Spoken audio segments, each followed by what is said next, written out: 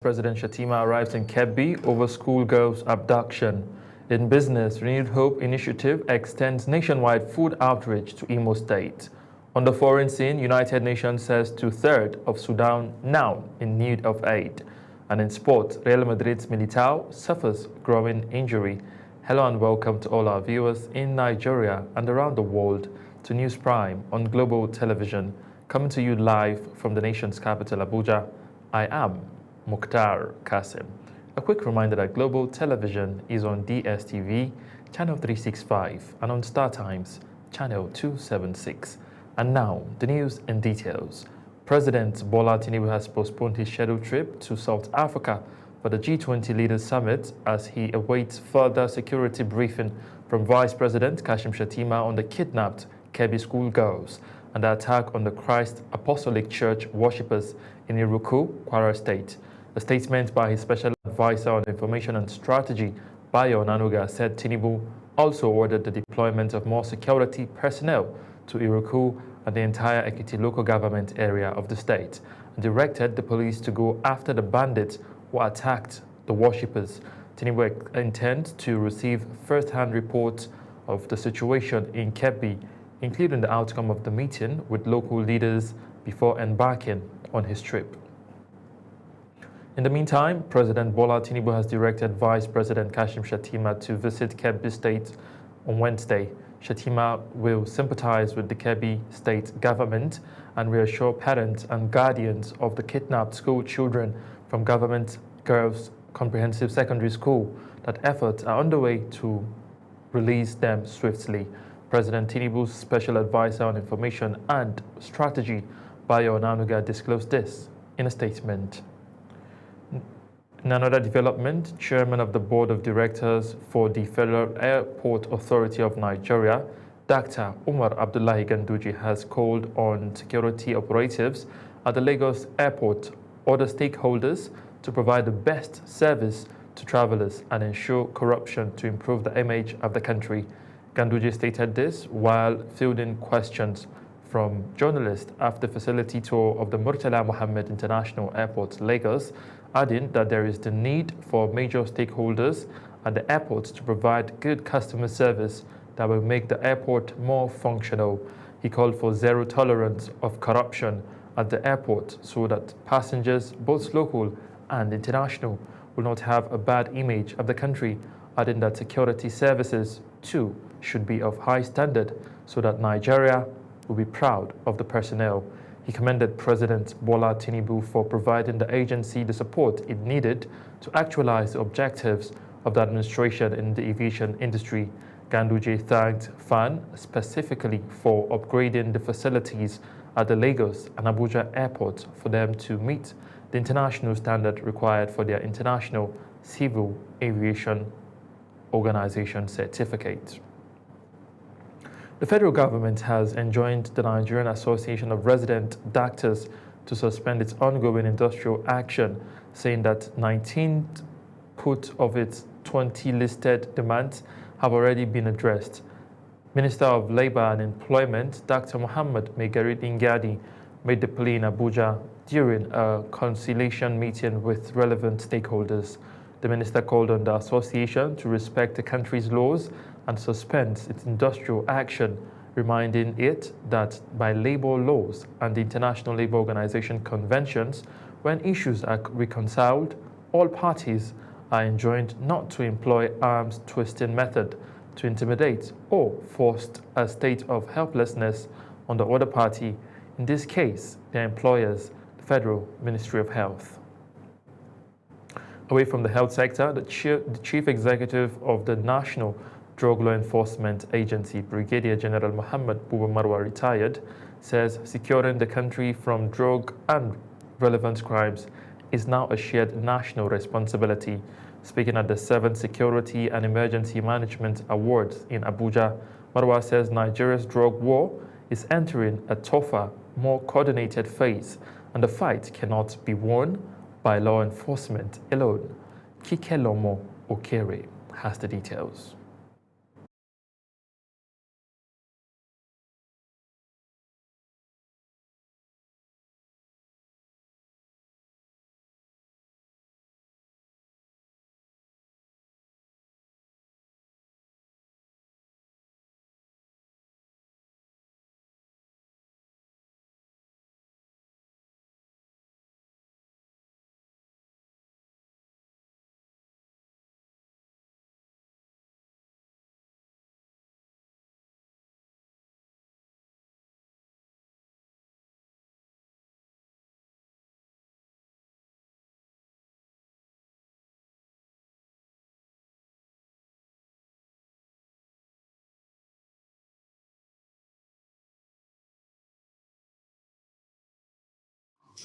that NDLEA strengthens national security. In a firm message to security agencies, civil society and community leaders, Chief Executive Officer of the National Drug Law Enforcement Agency, Brigadier General Mohammed Buba Marwa, highlighted the agency's renewed focus in its second tenure, such as aggressive interdiction, stronger border control, and expanded treatment and prevention programs. The NDLEA boss reveals that within the year, the agency has made over 16,000 arrests, about 3,000 convictions, 4.5 kilograms of drugs seized, and more than 600 acres of cannabis farm destroyed. It is also an opportunity to reflect on the evolving landscape of security and emergency management in Nigeria and how our work at NDLEA strengthens national security and stability. Executive Director, Civil Society Legislative Advocacy Center, CISLAC, Awal Musa Rafsanjani commended Marwa for what he described as transformative leadership, adding that NDLEA's daily interception and public awareness efforts are saving young Nigerians and strengthening national security. There's no way you can also detach issues of drugs abuse with the issues of security in this country. And therefore, for me, this is a recognition to the people that have been making sacrifice in this country. The ceremony also featured the unveiling of a youth-authored book on anti-drug and anti-smuggling efforts, as well as recognition of several security agencies across the country. The highlight of the evening was the presentation of Outstanding Personality of the Year to General Marwa. The NDLEA spokesman Femi Babafemi was also honored. Kike Lomo Ukeri, Global Television News.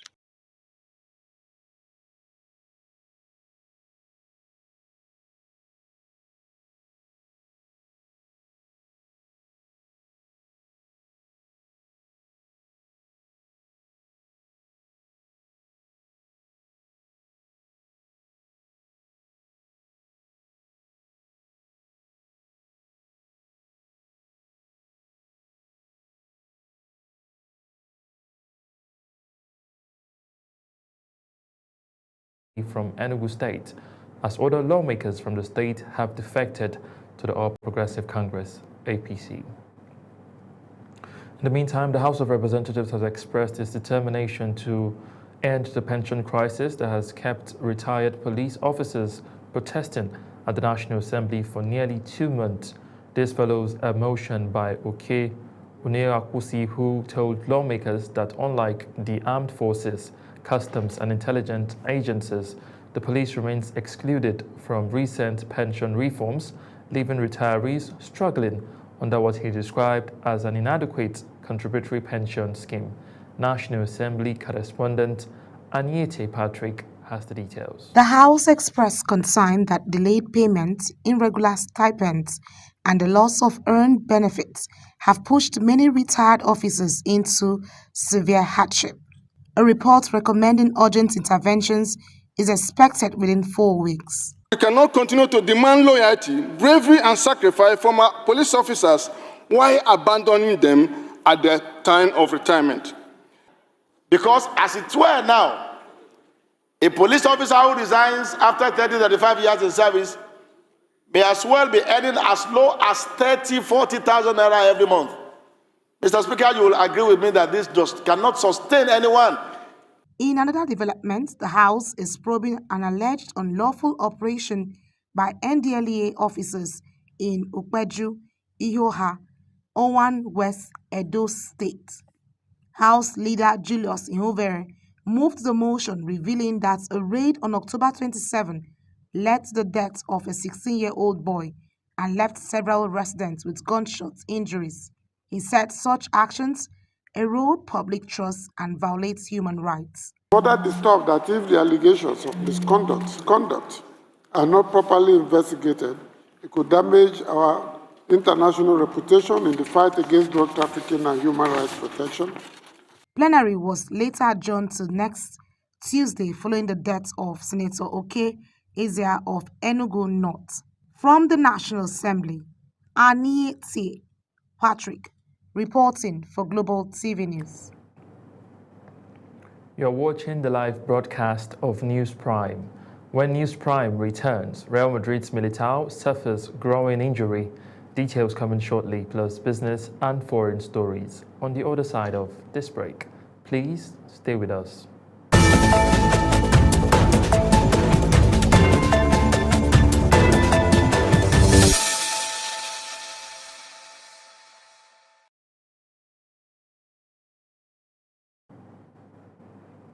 You're welcome back from that break, and now to business news, where the Renewed Hope initiative has brought its outreach program to Imo State, targeting vulnerable households with essential food items.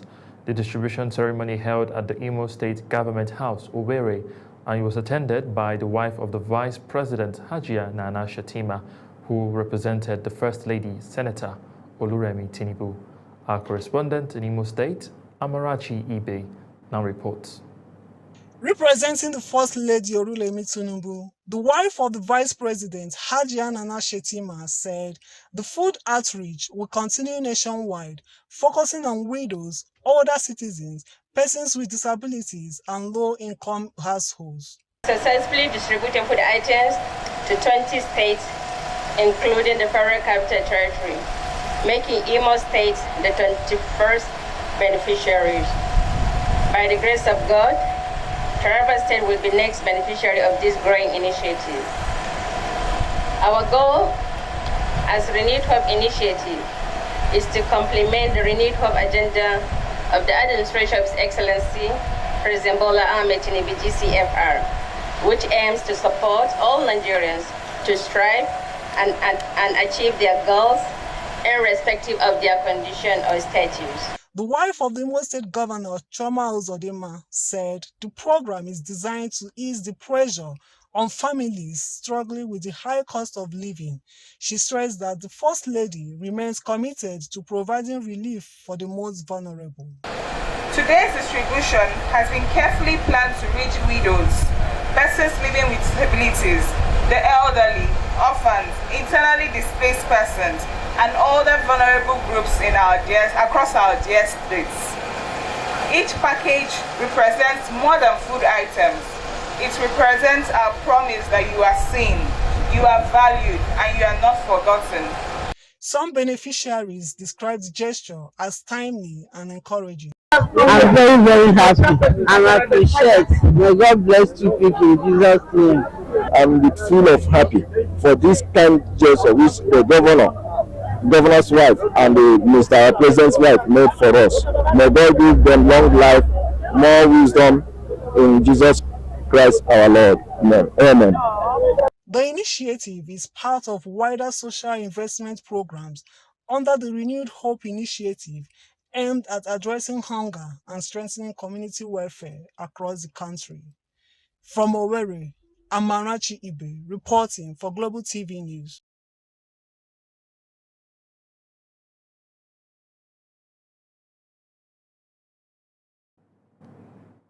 Now, as prices of goods and services continue to decline across the country, traders at the popular Singa Market in Kano State are calling for government intervention to stabilize the market.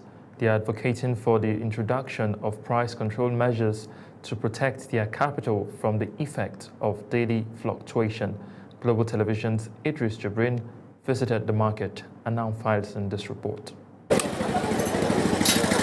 At Singa Market, located in the heart of Nigeria's commercial city of Kano, truckloads of food items arrive almost daily. The market remains one of the busiest in the region, thanks to the significant drop in the prices of goods and services. Traders attribute the price drop to recent federal government policies, which have allowed the duty-free importation of certain food items.